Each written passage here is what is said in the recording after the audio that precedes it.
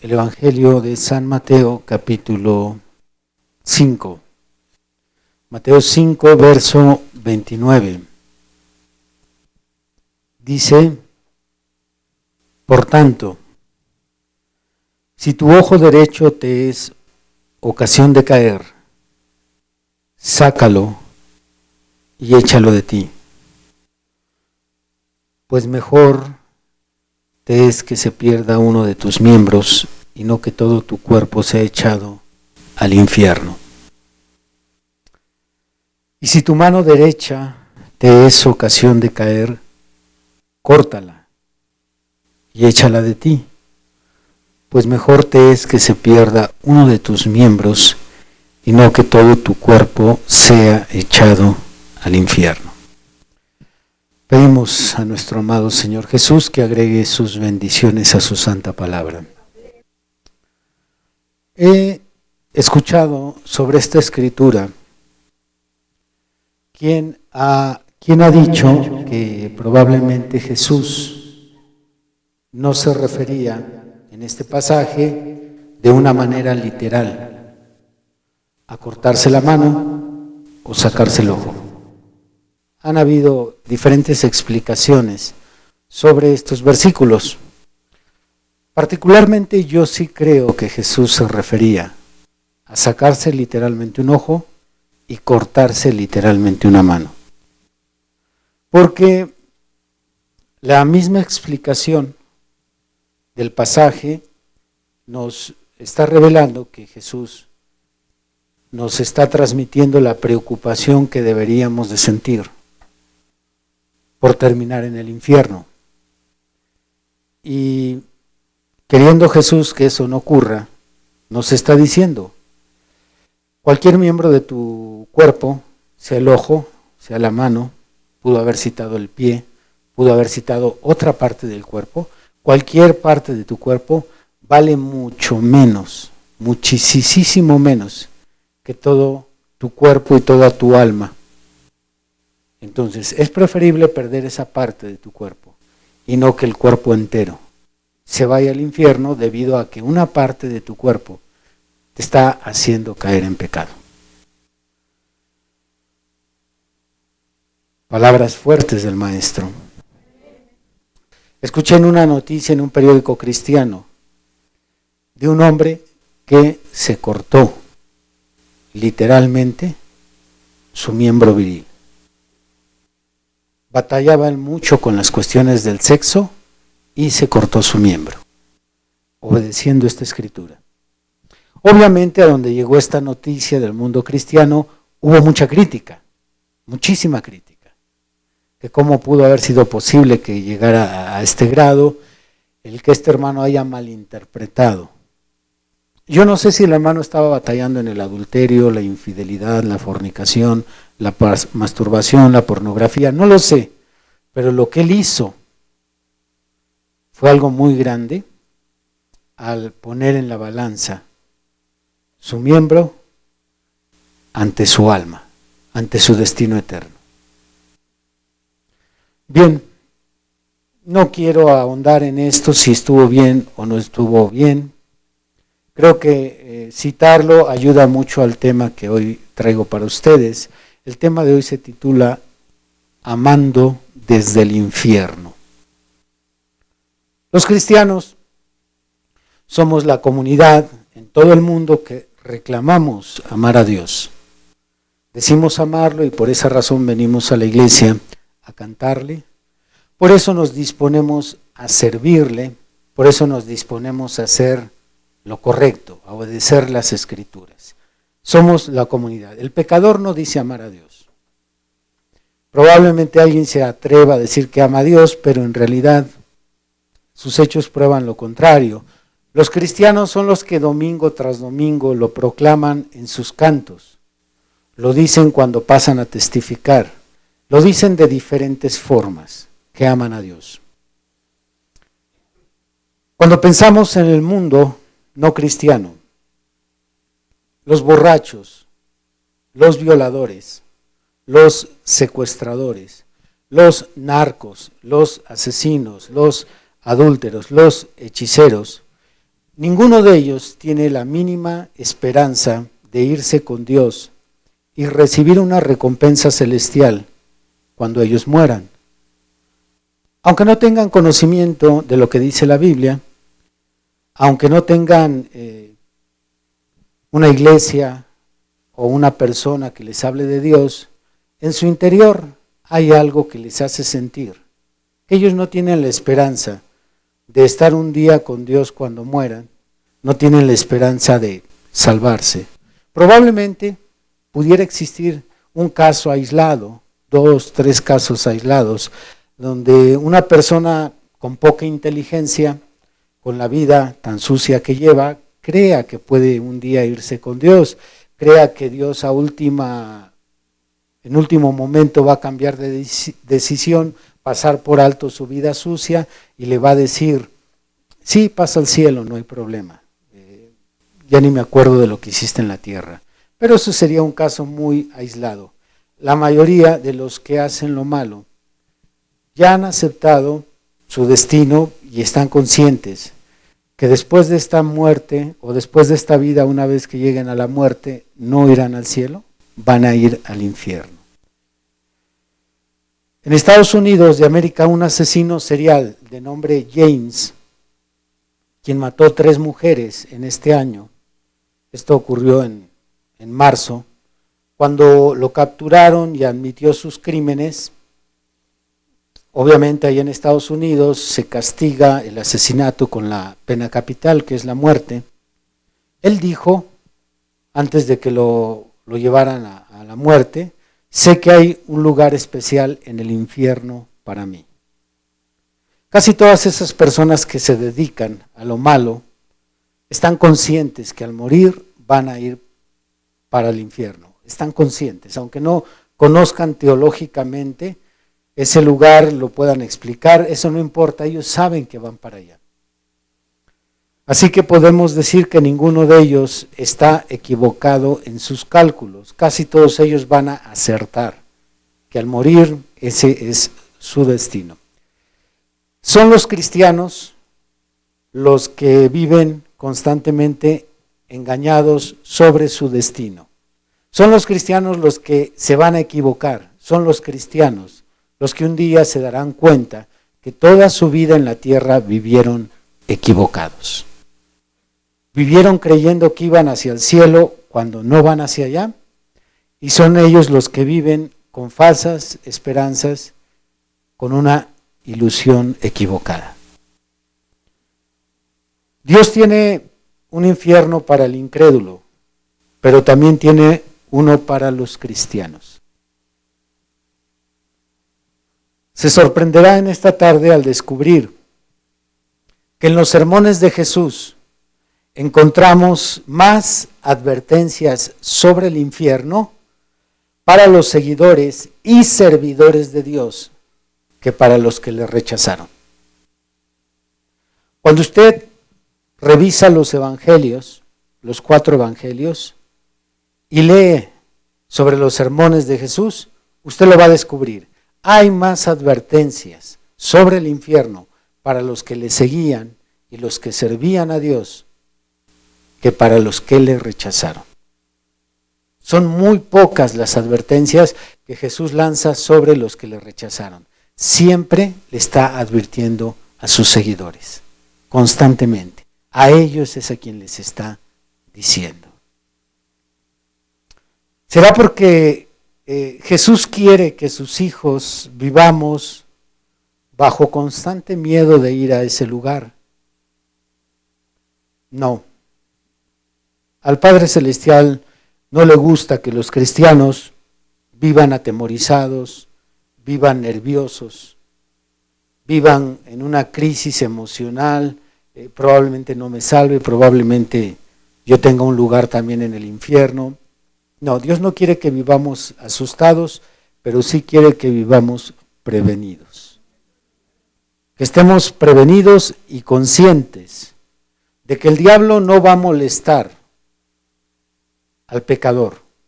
El diablo no está interesado en perseguir al borracho, al mujeriego, al adúltero al afeminado, al homosexual. Satanás no tiene ningún interés en ellos porque a ellos ya los tiene asegurados.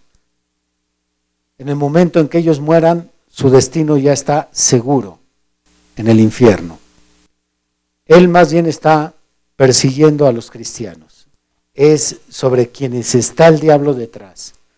Y está constantemente atacándolos, tratando de sacarlos del camino angosto, o en algunos casos no los va a sacar, pero dentro de la misma comunidad cristiana los va a engañar para que ellos crean que van hacia el cielo, cuando en realidad van hacia el infierno. La Biblia dice que hay y habrá muchos cristianos que al morir van a ese lugar. Habla de cristianos que cada domingo se presentaban en la iglesia. Cristianos que van a ir al infierno a pesar de que cada domingo van a la iglesia.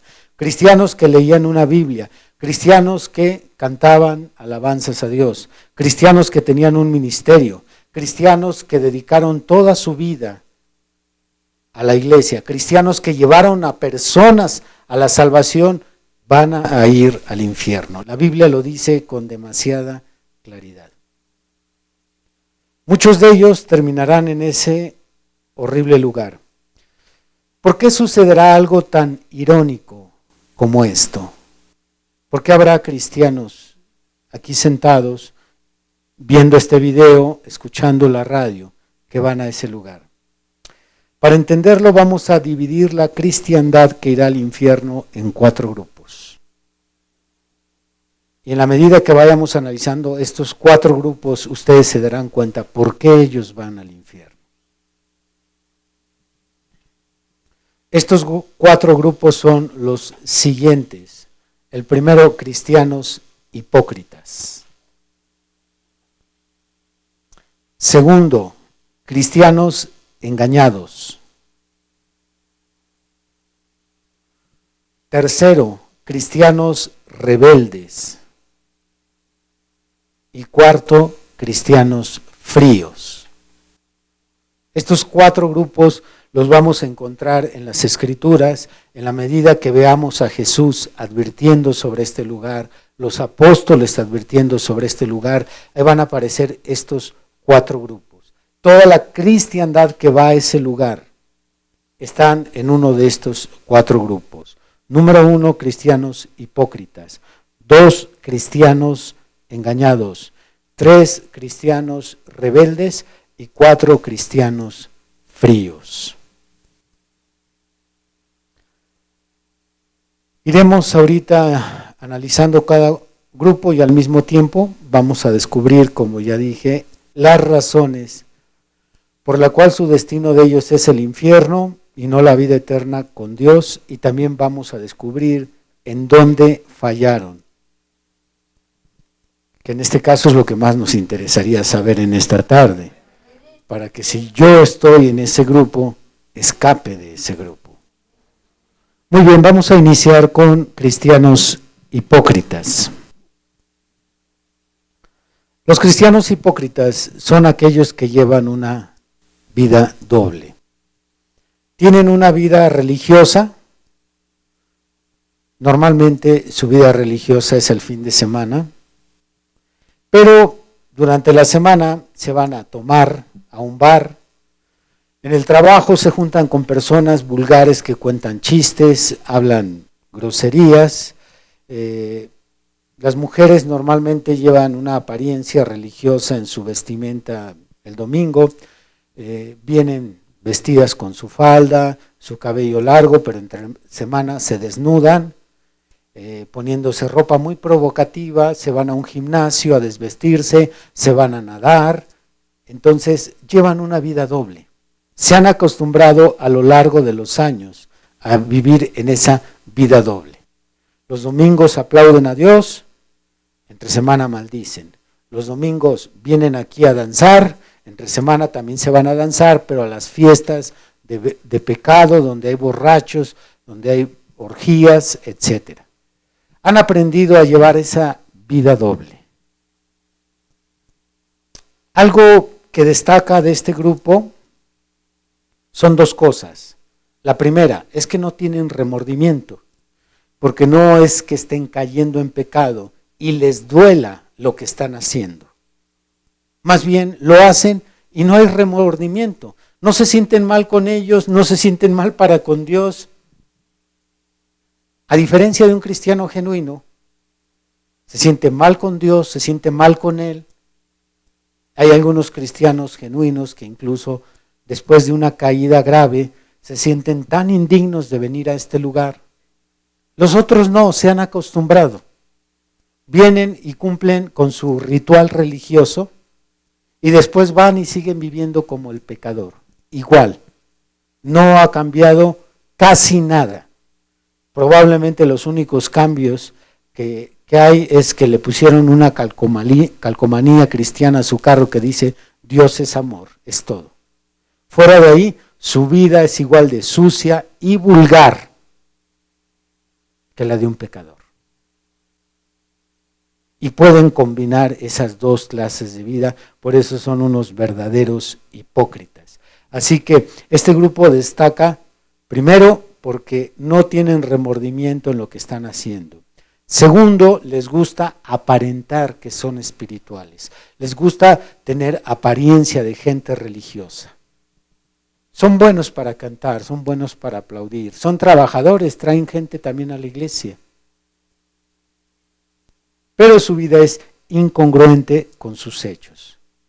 Sin embargo, esa apariencia espiritual de la cual Pablo profetizó que en los últimos tiempos habría hombres con apariencia de piedad, entran en este grupo. Solo es la pura apariencia. Cuando la gente nos ve o ve a estos hipócritas, dicen, wow, un cristiano genuino, mira, ahí va con su Biblia, mira qué bonita se viste, mira la apariencia. Y sí tienen ese aspecto, pero son solamente hipócritas. ¿Cómo habló Jesús de este grupo? Vayamos a Mateo 6.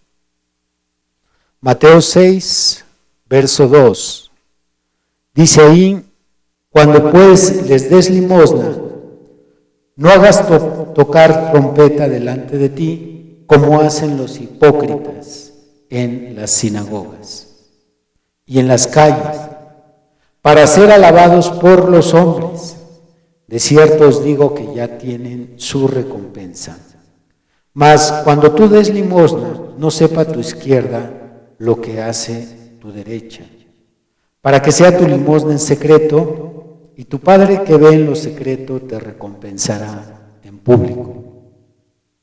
Y cuando ores, no seas como los hipócritas, porque ellos aman el orar en pie en las sinagogas y en las esquinas de las calles para ser vistos de los hombres. De cierto os digo que ya tienen su recompensa. Mas tú cuando ores, entra en tu aposento y cerrada la puerta, ora a tu Padre que está en secreto, y tu Padre que ve en lo secreto te recompensará en público. Como se dan cuenta, este tipo de hermanos les gustaba exhibirse, les gustaba que los demás vieran, oh cuánto ayuna, oh cuánto ora, les gusta el protagonismo. Así es este tipo de cristianos, son protagonistas. Pero ahí no acaba todo, vayamos a Mateo 23 para que veamos también que Jesús dice que su vida externa no coincide con lo de adentro. Mateo 23, vamos a tomar versículos salteados, vamos a comenzar con el verso 14. Dice, hay de vosotros, escribas y fariseos hipócritas, porque devoráis las casas de las viudas y como pretexto hacéis largas oraciones, por esto recibiréis mayor condenación. Este tipo de cristianos iba a visitar a las viudas supuestamente para preocuparse por ellas, ver cómo les ayudaba, ver qué les hacía falta, pero en realidad sus intenciones era ir con la mujer, sus intenciones eran otras. Y se acostumbraron a este tipo de vida. Religión, pecado. Religión, pecado. Llegó a ser un estilo de vida normal para ellos. Verso 25 al 27, dice ahí, ¡Ay de vosotros, escribas y fariseos hipócritas! Porque limpiáis lo de afuera del vaso y del plato, pero por dentro estáis llenos de robo y de injusticia. Fariseo ciego, limpia primero lo de adentro del vaso y del plato, para que también lo de afuera sea limpio. ¡Ay de vosotros, escribas y fariseos hipócritas! Porque sois semejantes a los sepulcros blanqueados, que por fuera, a la verdad, se muestran hermosos, mas por dentro están llenos de huesos de muertos y de toda inmundicia. ¡Wow! ¡Qué declaración! En ocasiones uno como pastor tiene más oportunidad de lidiar con estos hipócritas. Me ha tocado visitar algunas casas y en ese momento en que visito la casa, el hermano muy amable, muy atento, la hermana muy cariñosa, en ese ratito muy respetuosa con el esposo, pero cuando uno se va, entonces ya muestran lo que en realidad son. Ella, una controladora, él un grosero, un violento, pero cuando aparece alguien, de inmediato por fuera cambia. Dan la apariencia de que son verdaderos cristianos. Y en este juego han entrado muchos.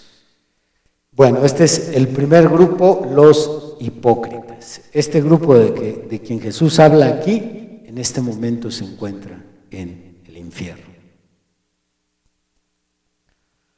Ahora vamos a ver el segundo grupo, los cristianos engañados. Este grupo podría ser totalmente sincero en su esfuerzo por agradar a Dios. Nadie cuestiona su corazón, nadie cuestiona el deseo de hacer lo correcto. Si ponemos su corazón en balanza, probablemente tengan un corazón intachable. Entonces, no estoy tocando el punto de las intenciones. Todo lo que hacen este tipo de cristianos engañados lo hacen con amor para Dios, pero su crimen consiste en que no examinaron su doctrina ni examinaron al líder que iban siguiendo. Ahí está su crimen. Nunca les preocupó revisar si su doctrina era bíblica, si era correcta. Nunca les preocupó revisar si su líder era un hombre de Dios, si el Espíritu Santo estaba usando a ese varón. Nunca se preocuparon por eso. Esto, a pesar de las muchísimas advertencias que Jesús nos dejó junto con sus apóstoles. Ellos nos dejaron advertencias sobre los falsos predicadores y sobre las falsas doctrinas. Jesús habló mucho sobre esto, Pedro, Pablo, todos ellos estuvieron constantemente advirtiendo: cuidado con los falsos predicadores, falsos pastores, falsos maestros, falsos profetas, cuidado con las falsas enseñanzas. Pues este grupo de cristianos, lo único que le preocupó fue el amor, amar a los demás, ir a la iglesia, cumplir con ciertos ritos, pero nunca se dieron cuenta que cayeron en una iglesia donde había un hombre que no era ordenado por Dios y donde la doctrina de esa iglesia estaba torcida. Hay muchísimas escrituras. Yo nada más les voy a dar 4. Vayamos primero a Segunda de Pedro, capítulo 2. ¿Alaban a Dios? Segunda de Pedro 2, en el versículo 1 al 3. Pero hubo también falsos profetas entre el pueblo, como habrá entre vosotros falsos maestros, que introducirán encubiertamente herejías destructoras y aún negarán al Señor que los rescató, atrayendo sobre sí mismos destrucción repentina. ¿Qué es lo que atraerán? Y escuche bien el verso 2. Y muchos. No es un grupo pequeño, no. Muchos seguirán sus disoluciones, muchos, por causa de los cuales el camino de la verdad será blasfemado. y por avaricia harán mercadería de vosotros con palabras fingidas. Sobre los tales ya de largo tiempo la condenación no se tarda y su perdición no se duerme. Qué tremendo, hermanos. Qué tremendo que con una escritura tan clara como esta, a pocos les importa estar revisando el lugar donde cayeron. Yo lo he dicho en otras enseñanzas, se los he dicho como una forma de consideración, de reflexión. ¿Qué si yo los estoy engañando? ¿Qué si están en el lugar equivocado? Ustedes tienen el deber de revisar lo que predica cada varón que se para en este púlpito. Hoy nos acompaña aquí en esta tarde nuevamente nuestro hermano, el pastor Neftalí, su hijo, quien también es ministro, el hermano Eric. Bueno, con todo el aprecio y el cariño que yo les tengo, con el cariño y respeto que tengo al ministro Adán, al ministro Ernesto, al ministro Neftalí Fragoso, tienen que revisar lo que escuchan. Tienen que poner atención a ver si es bíblico, si es correcto, porque la advertencia es clara. Muchos seguirán las disoluciones de estos falsos maestros, falsos profetas. Es una advertencia clara. Primera de Timoteo, por favor. Ahí en el capítulo 4, versículo 1. Pero el Espíritu dice claramente que en los postreros días algunos apostatarán de la fe, escuchando a espíritus engañadores y doctrinas de demonios. Qué interesante que una afirmación como esta no nos lleve a preocuparnos qué está saliendo desde el púlpito. Demonios predicando en iglesias. Diablos predicando en iglesias. Y el congregante se sienta tranquilamente, abre su corazón y su mente y se traga todo lo que se dice. Aquí dice que escucharán doctrinas de demonios. Una vez más, qué importante es que el cristiano tome su responsabilidad de que antes de que se una a una congregación, revise a conciencia la doctrina de esa iglesia, revise al predicador. Y Jesús dio pistas, dio muchas pistas para que vigilemos. Entre ellas dijo, por sus frutos los conoceréis. Así que este grupo de cristianos engañados, lo que le importa es el amor, lo que le importa es el compañerismo. En esa iglesia los cantos están muy bonitos, los hermanos son una lindura. Está bien, repito, no cuestiono el corazón ni los sentimientos de estos cristianos. Lo que estoy diciendo es que les faltó inteligencia y cuidado para poner atención a lo que estaban escuchando.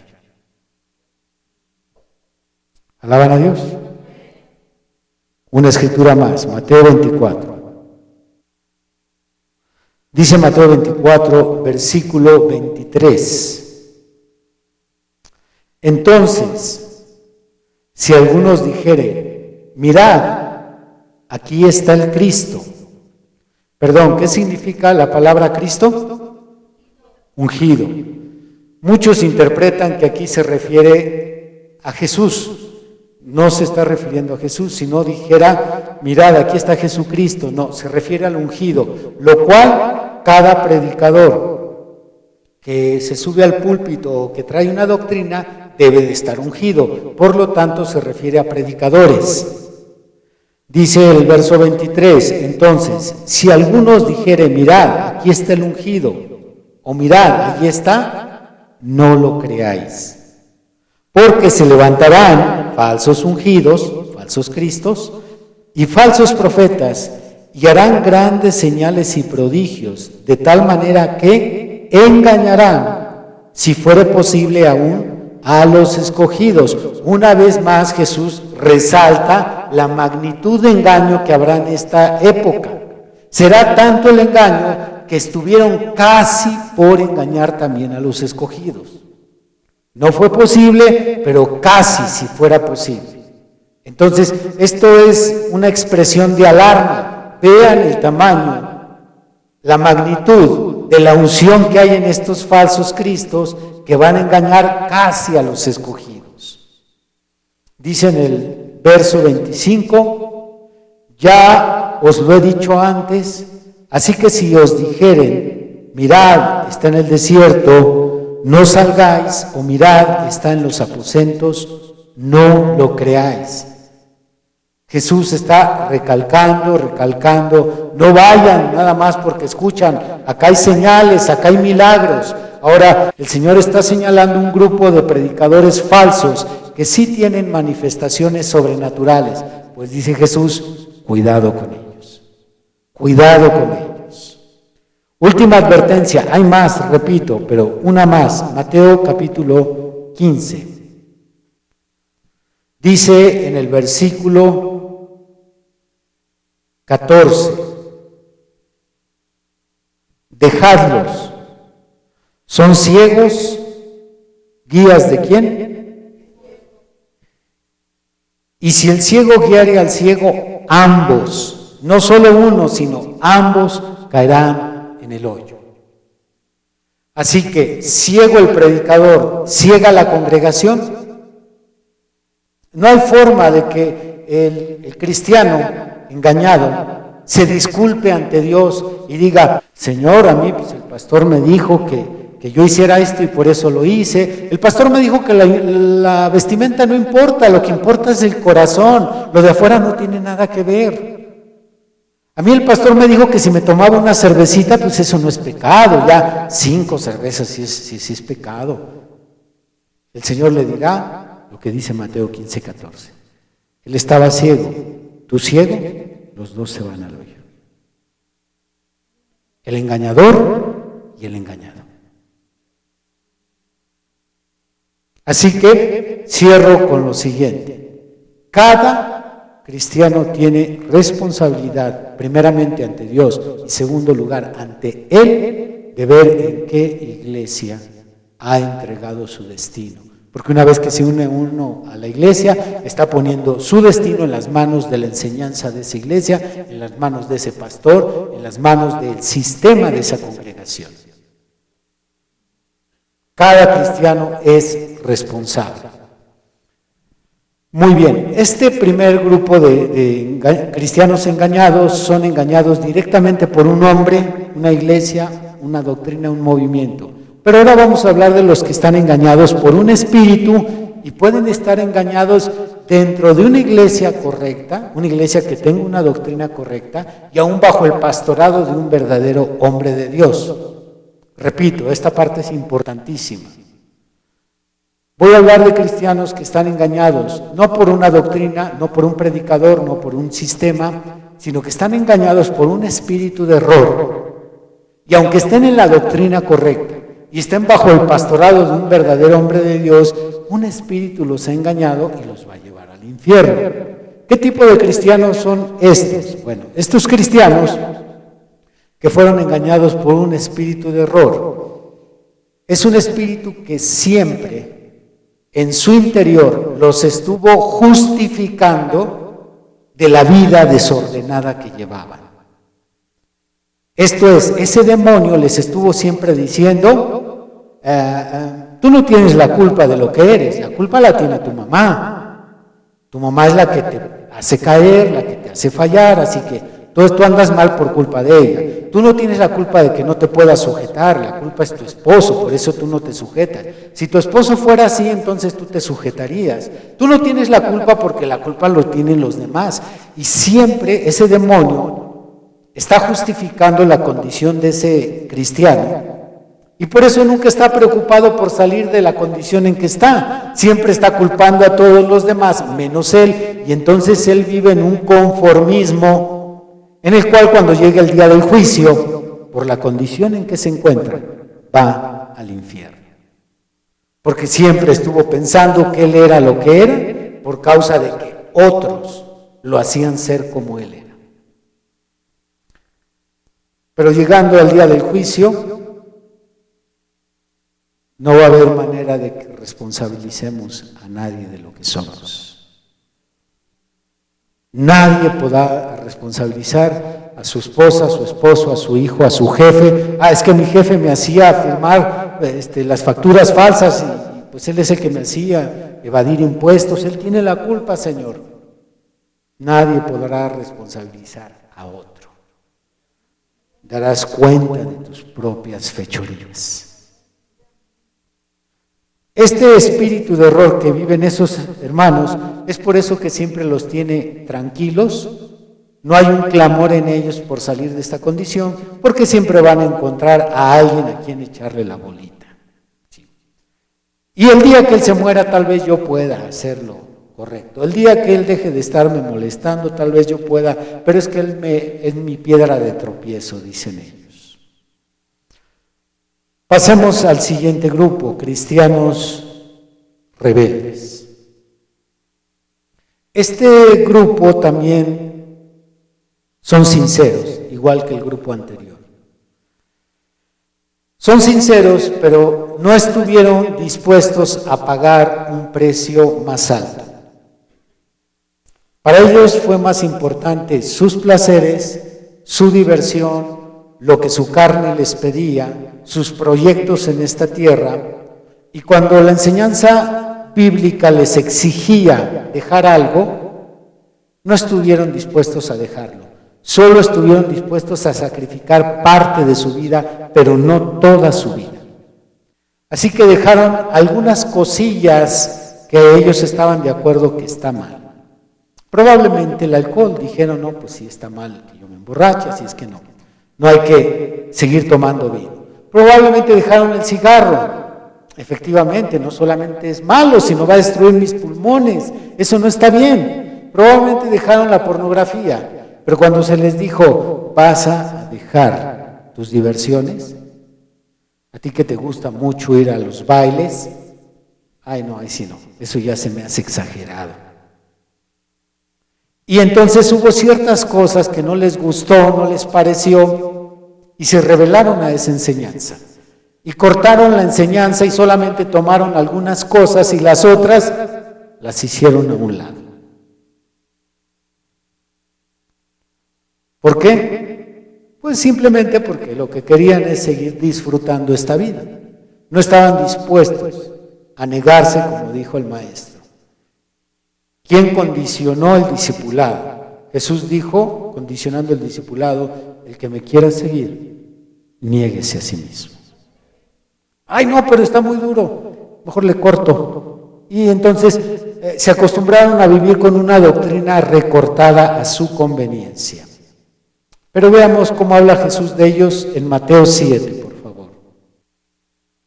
En Mateo 7 dice ahí en el versículo 24: cualquiera, pues, que me oye estas palabras y las hace, le compararé a un hombre prudente que edificó su casa sobre la roca. Descendió lluvia y vinieron ríos y soplaron vientos y golpearon contra aquella casa y no cayó, porque estaba fundada sobre la roca. Pero cualquiera que me oye estas palabras y no las hace, le compararé a un hombre insensato que edificó su casa sobre la arena, y descendió lluvia, y vinieron ríos y soplaron vientos, y dieron con ímpetu contra aquella casa, y cayó, y fue grande su ruina. Entonces, la diferencia no está en el que oye. Aquí estamos todos oyendo. En la radio hay un grupo oyendo. Los que van a ver esta predicación en internet están oyendo. La cuestión está en el que oye y lo hace. Porque el que no lo hace será grande su ruina. Así que este grupo se siente en cada culto, escucha y empieza a hacer una separación. Esto no, esto sí, esto no, esto sí. No, yo me voy a seguir vistiendo como a mí me gusta. Sí, sé que está mal provocar a los hombres y sé que está mal desnudarse, pero pues, yo me siento a gusto así, yo estoy cómoda. Aparte, yo no puedo dejar esto. Así que constantemente están haciendo una separación de lo que les place, ahí se queda, y lo que ellos creen que sí pueden dejar. Bueno, esto sí vamos a dejar. Entonces, por eso los estamos calificando con un grupo de cristianos rebeldes. Se rebelan a cierta parte de la doctrina bíblica. Algo interesante de este grupo es que la mayoría de ellos perderá su salvación en el periodo de la gran tribulación, porque muchos de estos hermanos no se negaron totalmente a la santidad, solamente la recortaron. No rechazaron a Jesús, no se fueron totalmente al mundo, solamente recortaron algunas enseñanzas y las desecharon. Por lo tanto, sí van a ser salvos, pero entran salvos a la gran tribulación. Y ya estando en la gran tribulación, en 3 años y medio que dura la gran tribulación, entonces el diablo los va a perseguir y allí los va a hacer que renieguen de su salvación. Digamos que muchos de esos hermanos rebeldes no pierden ahorita su salvación, sino que la pierden en la gran tribulación. Porque dice la Biblia que el diablo va a ir con ira contra los santos. Y como no va a haber Espíritu Santo en la tierra en esos 3 años y medio, oraciones no serán contestadas, Dios no va a fortalecer a nadie. Entonces los cristianos que se quedan, les va a tocar ver morir a su familia, ellos van a morir de hambre, algunos se van a comer a sus hijos. Entonces va a haber mucha presión, muchos van a reventar, como pasó ya en otras épocas. Por ejemplo, en la época de la Inquisición, muchos cristianos que eran firmes terminaron negando su fe y aceptando lo que decía la Iglesia Católica Romana. Y perdieron su salvación poco antes de que los llevaran a quemar a la pira, antes de que a las mujeres les cortaran sus senos, antes de que los echaran a los leones. Renegaron. En la gran tribulación se va a repetir este cuadro con los hermanos rebeldes. Vayamos a Apocalipsis 12. Dice Apocalipsis 12, versículo 17. Entonces el dragón, ahí en ese versículo el dragón es Satanás. Entonces el dragón se llenó de ira contra la mujer y se fue a hacer guerra contra el resto de la descendencia de ella, los que guardan los mandamientos de Dios y tienen el testimonio de Jesucristo. Escuche bien, los que guardan los mandamientos de Dios y tienen el testimonio de Jesucristo. ¿Quién es ese grupo? Los cristianos. Son los que guardan mandamientos y tienen el testimonio de Jesús. No son judíos, porque los judíos no creen en Jesús. Pues este grupo que se queda a la gran tribulación, el dragón dice que se va a hacer guerra contra ellos. Satanás empieza una persecución a través de la religión que se quede en la gran tribulación, la religión dominante que es Roma, y va a torturar y matar como lo ha hecho Roma a lo largo de 2000 años. Va a matar a los cristianos y muchos de ellos serán mártires, pero mucho más negarán a Cristo y perderán su salvación. Y finalmente tenemos los cristianos fríos. Son aquellos que ya no están entre nosotros y que se engañan a ellos mismos, diciendo: solo me aparté de la iglesia, pero no del Señor. Ya no leo la Biblia, ni hago oración, pero sigo creyendo en Jesús. Entonces, creen que porque en su mente todavía aceptan que Jesús es el Salvador y que la Biblia tiene la razón y que el cristianismo es lo correcto, creen que por el hecho de tener ese pensamiento todavía son cristianos. Cuando en realidad ellos no han entendido que al no estar unidos al cuerpo de Cristo, y nosotros la iglesia, los miembros somos la iglesia, nosotros la iglesia somos el cuerpo de Cristo. Cristo es la cabeza, pero nosotros somos su cuerpo de esa cabeza. Así es que cuando un miembro se separa, se está separando de Cristo. Aunque él diga, no, yo no me he apartado, nada más no voy. Y así el diablo los ha hecho creer a este grupo de los fríos que todavía son salvos, cuando en realidad desde el momento en que se apartaron Ellos perdieron su salvación por separarse del cuerpo de Cristo. Algo probablemente sucedió en su caminar cristiano. Algo causó que se alejaran.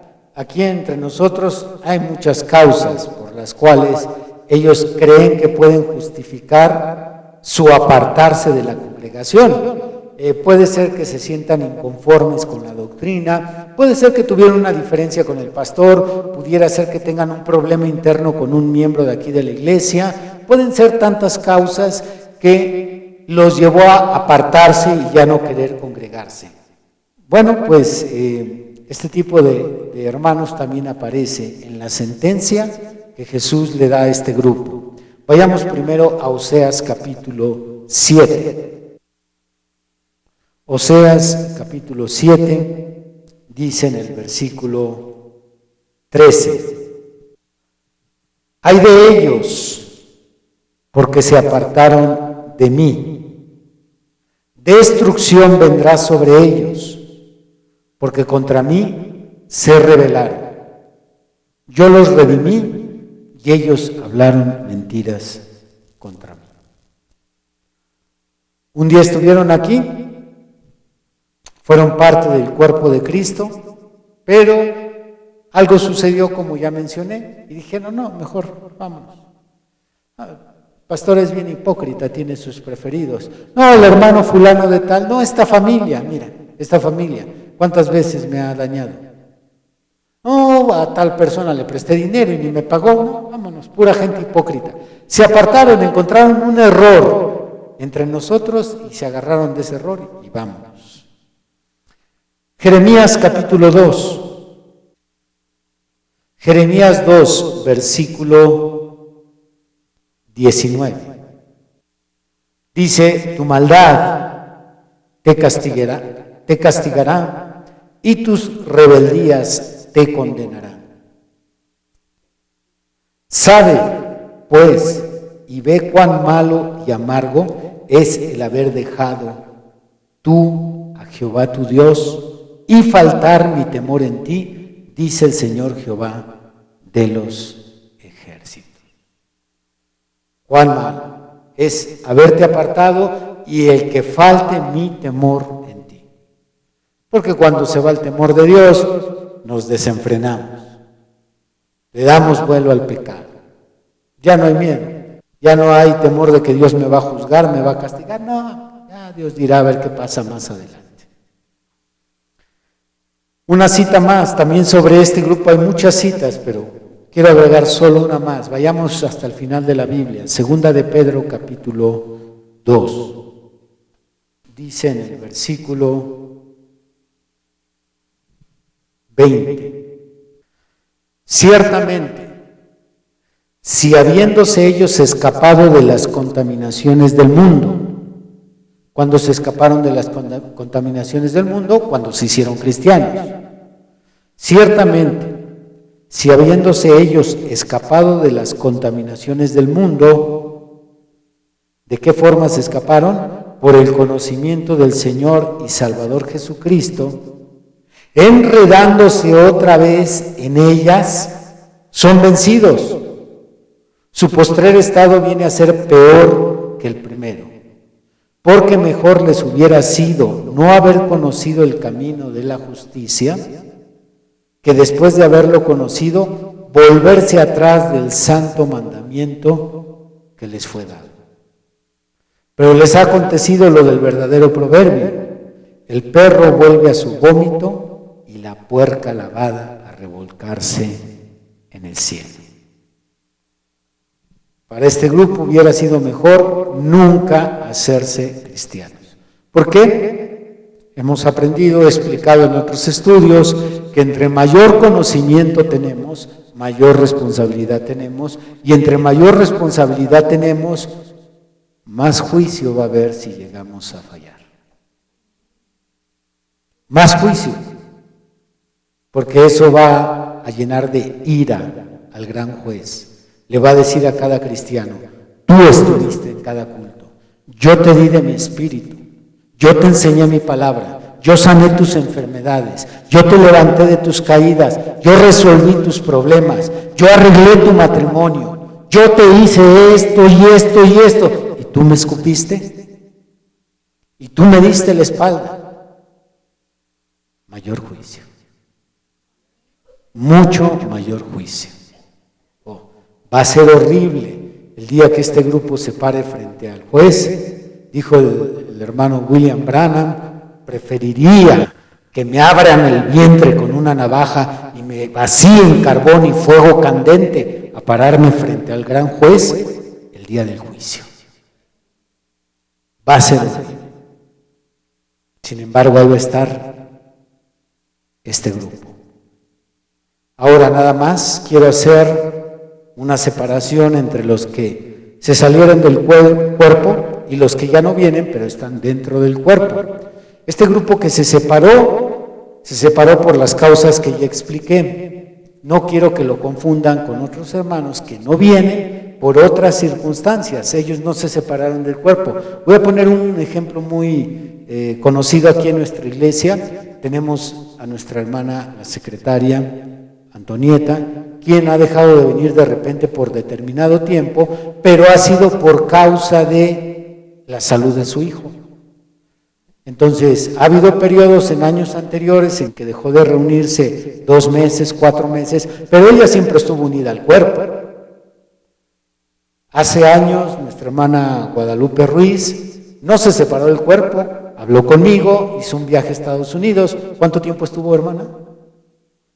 8 meses, no se separó del cuerpo, seguía unido al cuerpo, pero por circunstancias dejó de venir. No nos referimos a esos hermanos, nos referimos a aquellos que dijeron, ya no quiero nada con esa iglesia, ya no quiero nada con el pastor, no quiero nada con los cristianos, no.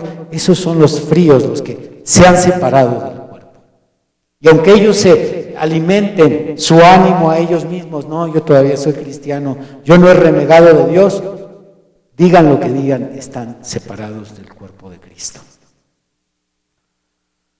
Usted, que es un cristiano genuino, no tema si no es de estos 4 grupos.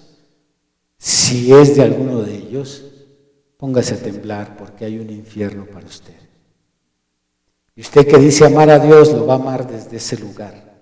Cuando termine su tiempo en esta tierra, va a ir a ese lugar y se va a acordar de este sermón. Se va a acordar que alguien le advirtió, su pastor, y le hizo ver que el infierno no solo es para el adúltero, el borracho, el asesino, el narcotraficante, el violador, el secuestrador. Hay un infierno para los cristianos.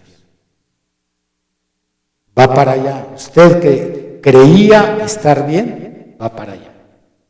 Ahora, si no es de ese grupo, sino que es un cristiano genuino, usted que cae en pecado, pero se levanta y se limpia en la sangre de Jesucristo. Usted que no ha podido obedecer, pero no está culpando a otros por su pecado, sino que admite que es su responsabilidad y está intentando salir de esa condición. Usted que sin importar cuántos errores ve en la iglesia y en sus hermanos, sigue entre nosotros. Usted que ve a sus hermanos fallando y no los critica, sino los comprende, no tema. El infierno no es para usted. Solo es para cierto tipo de cristianos. Pónganse de pie. ¿Es usted un hipócrita? Ok, hable con Dios. Dígale a Dios ahorita que Él no es su juez, ahorita Él es el Salvador. Dígalo, ya no quiero serlo, Señor. No quiero vivir una vida doble, no quiero ir allá a vivir como vive el pecador y venir aquí a la iglesia. No quiero ser un hipócrita. Haz algo conmigo, Jesús. La palabra Jesús significa Dios salva. Dios salva. Ahorita Él es el Salvador. Jesús dijo, porque no he venido a condenar al mundo. No es tiempo de condenación.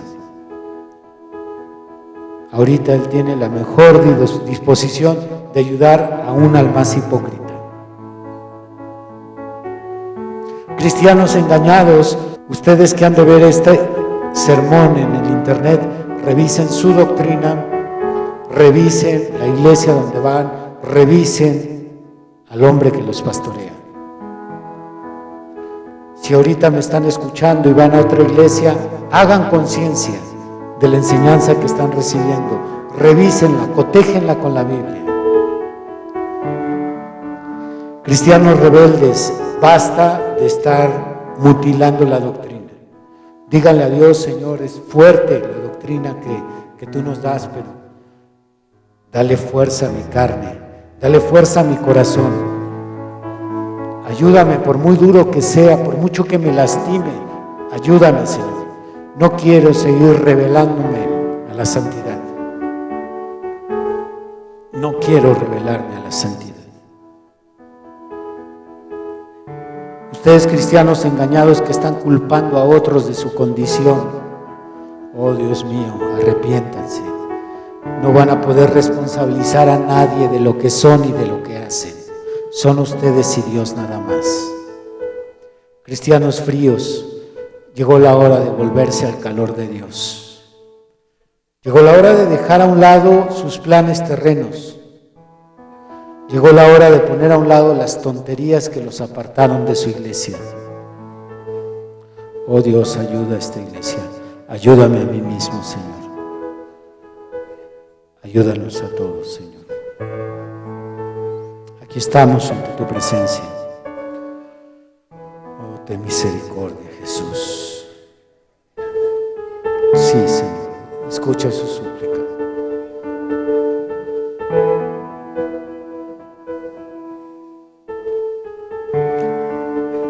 La Biblia dice: hoy es el día de salvación.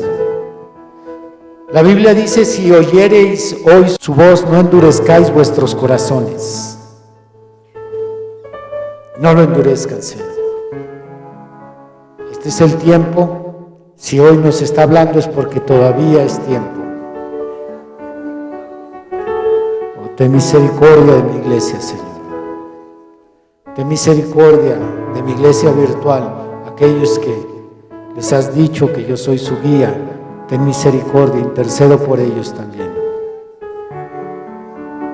Que este tema, en todo el transcurso de esta tarde, no nos deje tranquilos, que este tema nos martille, que en la noche nos robe el sueño, de tal manera que nos levantemos de la cama, nos postremos ante ti y clamemos: oh Dios, ayúdame a escapar de este grupo. Oh Dios, apiádate de mí. Ayúdame, Jesús, Hijo de Dios. Gracias por hablarnos, Señor. Ciertamente es palabra dura, lastima, estremece, pero también transforma, Señor. Cambia. Gracias, Señor. Nos ponemos en tus manos.